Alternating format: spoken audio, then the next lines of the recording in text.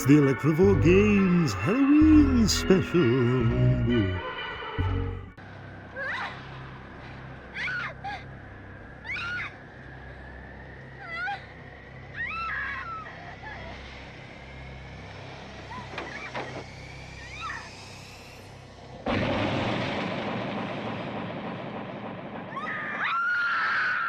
What is going on, Blood Trail enjoyers? Happy Halloween. This is the official channel for Electrovore Games. We are the developers of Blood Trail VR. And by the way, if you are new to Blood Trail VR, welcome. And this is, of course, the channel where you can check out devlogs and stuff. We're working on a huge update right now where we're updating our gore and our AI system and our damage system and a whole bunch of stuff. So you can definitely subscribe down below and you will get the latest and greatest on that. But today is not a devlog. Today is the Halloween special. Dun, dun, dun. And it's just something that we do for fun because fucking and I love Halloween specials. So let's fucking go here. Now, I was not able to get the costume that I initially planned on, where I was going to have like wounds on my face and stuff. So I don't even know if it's actually immediately clear who I am right now, but I am horror legend Tom Savini. That's who I am today. I am not any particular character from any of his films. He was in the film Dusk Till Dawn. He was in some other awesome films, more on that later. But no, I'm just the actor and makeup artist and director and really cool guy, Tom Savini. Now, if you don't know who Tom Savini is, yeah, he's a famous makeup artist. He's an actor. He's a director. And I actually, you know, he's you know, it's a pretty appropriate costume for myself because, you know, Blood Trail's kind of known for gore. We're kind of, you know, trying to be pioneers in the world of video game gore. And Tom Savini is definitely a massive pioneer in the world of movie gore. This dude did tons of iconic gore effects. You could definitely just go through his IMDb, and I'm sure you would find that almost every single movie he's involved in has some awesome gore in it at one point or another in the movie. But yeah, man, I actually got to meet this dude once. So that was really cool. Not many people have met their costume, right? But yeah, I was working a long time ago at Madame Tussauds Wax Museum in New York City. And so I don't want to get too graphic here, but there was a Brad Pitt wax figure, and at the time he was married to the Angelina Jolie wax figure. Well, I guess I had better just say it. Now, if you have small children, ask them to cover their ears, because what happened was the Brad Pitt wax figure stuck his candle into the Angelina wax figure. And subsequently, a baby Shiloh Pitt figure emerged. And the miracle of this was that this baby Shiloh was not made of wax. It was made of silicone. And it was extremely lifelike. And apparently it was like squishy. And apparently there was some concern that people may try to take the baby.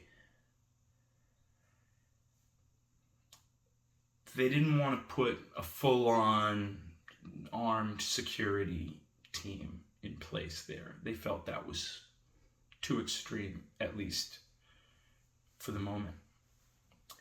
So it was decided to put a regular employee. I was a person who worked in the House of Horrors and the karaoke lounge. And they had me standing guard over this baby to ensure that weird people didn't take it. Now, I'm not sure if they thought that I was going to fight people for this baby. The instructions weren't really clear. If a tug of war would have ensued, As I said, it was made of silicone, and it would have been interesting to see how much it could stretch. Like, what is that? Flex Armstrong? Who is that guy? That action figure they used to have? You guys don't remember that. What am I talking about? Anyway, so I'm guarding the baby. I'm guarding the fucking thing, and shit is cool. You know, it's a little weird. You know, it was done up like a pink nursery. Brad and Angelina were there. The wax figures were there. But then I see walking in, moving, not a wax figure, one of my movie idols, Tom Savini. I actually met this dude. And I left the baby unattended. I didn't give a fuck. I went up and talked to this dude, and he was mad nice. That's my Tom Savini story. And if you wanted to take the baby during that time, you could have. But the people didn't really, you know, the people who wanted that baby, they didn't really have good enough, you know, they didn't have the balls, let's face it, to make their move when they could have. They dropped the fucking ball, and they missed out on the opportunity to steal that baby. And the kid's like in high school now or something, probably plays Blood Trail. So yeah, man, Halloween special, dude. We're gonna fucking get into it, man. We're gonna get into all my Halloween recommendations. We're talking about movies, books, candy. I mean, I'm talking about the full fucking Halloween experience right now. I'm talking about that real spooky, like kind of like Halloween that you remember from childhood. We're bringing that back. We're bringing that whole feeling back. Fuck you. So yeah, man, movies, dude. I know it's really hard browsing through a lot of these streaming services. They definitely, you know, they actually have a lot of movies, a lot more than what it seems, but they do need to improve their browsing a little bit.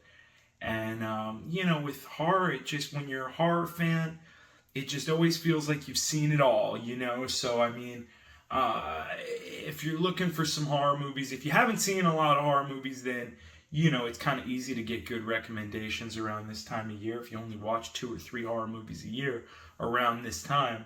But if you're a real horror fan, you're like craving the horror movies around Halloween, but you just don't know what the fuck to watch. So I'll try and give you a couple that maybe you haven't seen. I'll tell you the movie that put me on to Tom Savini, that made me a Tom Savini fan, was a very obscure movie. You know, you might have already seen From Dusk Till Dawn, which he acted in. And I guarantee you, if you're a fan of gore and you're watching this channel because you like Blood Trail, you've probably seen a movie where Tom Savini did some of the gore effects. He's done like a ton of shit. So you could definitely look on his IMDb. If you're looking for gore, just look on his IMDb, go through it, treat that as a playlist, and you're all set. But a highlight for me of his career was a movie that he did happen to act in, where it was called Heartstopper. And it was from 1989, and I don't want to spoil too much of it. It's a hard movie to find, but basically it's got some gore happening. Tom Savini plays a cop. There's one point where he's like fucking doing bicep curls and crying in the mirror, and it's fucking dope as fuck, dude. You gotta check this shit out, bro. I'm telling you. I wouldn't steer you wrong. It's a low budget movie. I'm not gonna lie to you. And for some, it's not their cup of tea, but I'm trying to give you the shit you haven't seen yet, okay? A movie that was not so low budget, but I feel like it flew under the radar for a lot of people. And I'll tell you, you know, I mean, I'm not going to try and sit here and tell you it's the greatest movie ever, but it had some good violent moments that you should certainly see. No spoilers, but the movie is Mirrors from 2000, what the fuck ever, I think 9, I want to say, about 2009. And Kiefer Sutherland of 24 fame. And And so he plays a dude, and he hates mirrors. And he's like, no! Fuck! No! They fucking hate mirrors! I'm gonna fucking rub feces on these mirrors so I can't see myself! Get out of here! Now! What do you want? No! Darn it! You know, that kind of thing. And, no! You know, and that whole type of vibe. And, but yeah, there's some good gore, man. You should check that shit out. And, yeah, dude, I really wish I had more movie recommendations for you. I've been struggling myself. Somebody recommended that Skinamarink movie to me, so I'm going to check that out. I hope that's good. I'm going to check out that movie, The Wailing. Looks pretty good. We'll see how it goes. Let me know in the comment section if you have any good, obscure horror movie recommendations.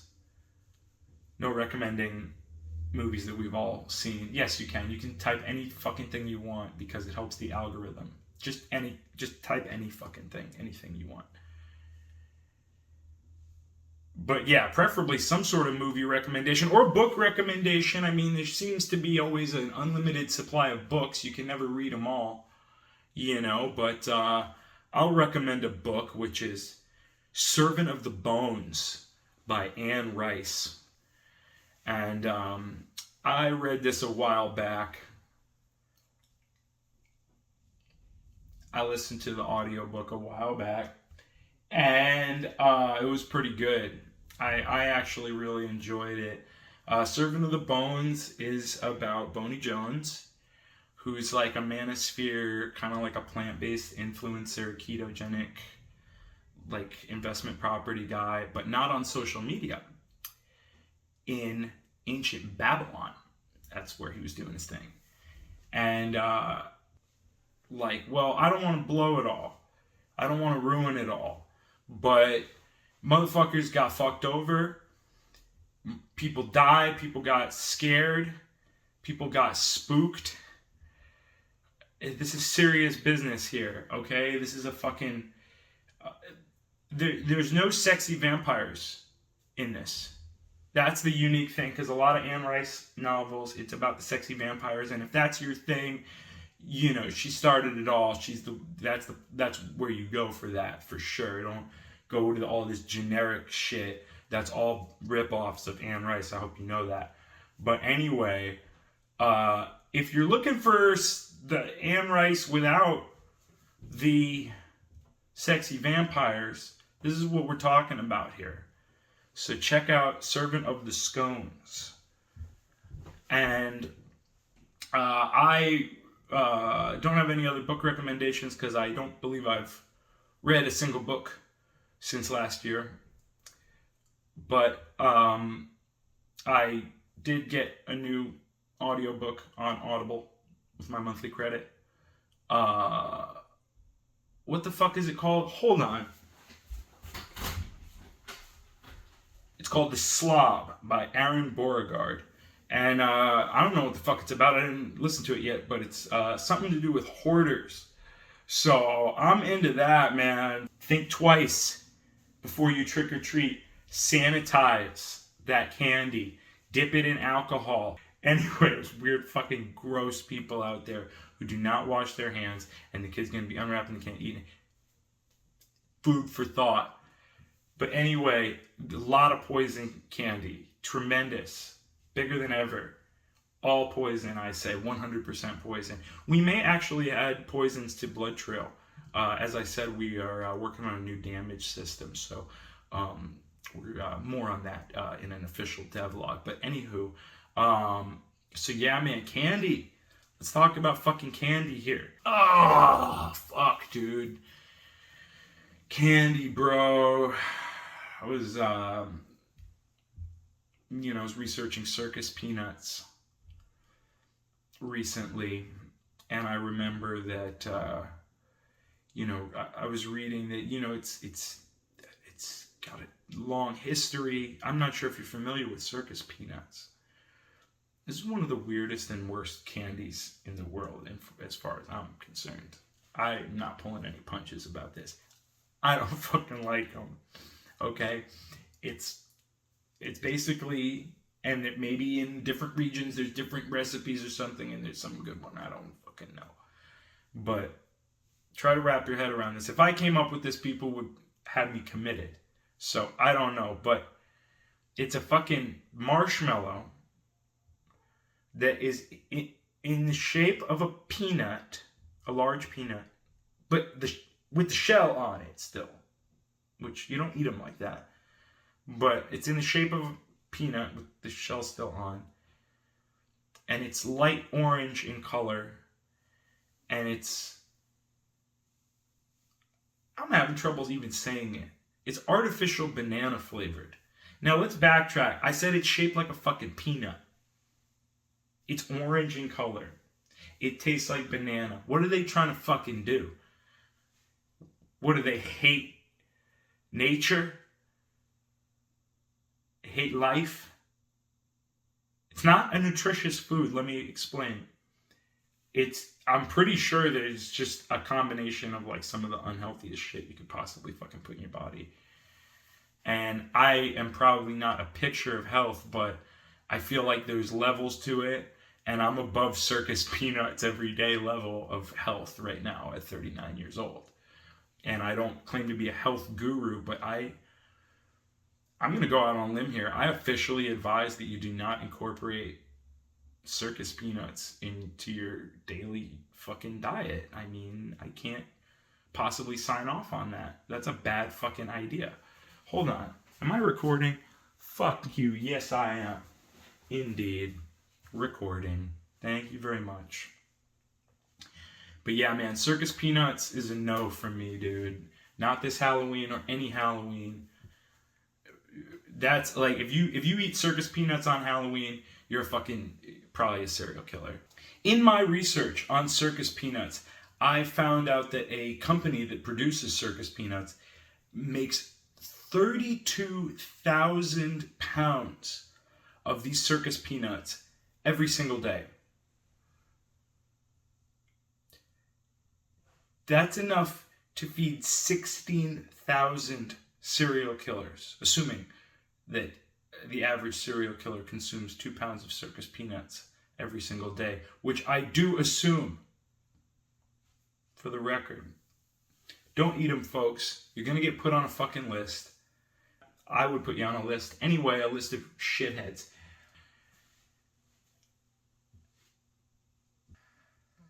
Next candy I want to talk about, and I just want to talk about something that's, I think, really important. Sometimes you feel like a nut. Sometimes you don't. Almond Joy's got nuts. Mounds don't. Okay. Alright.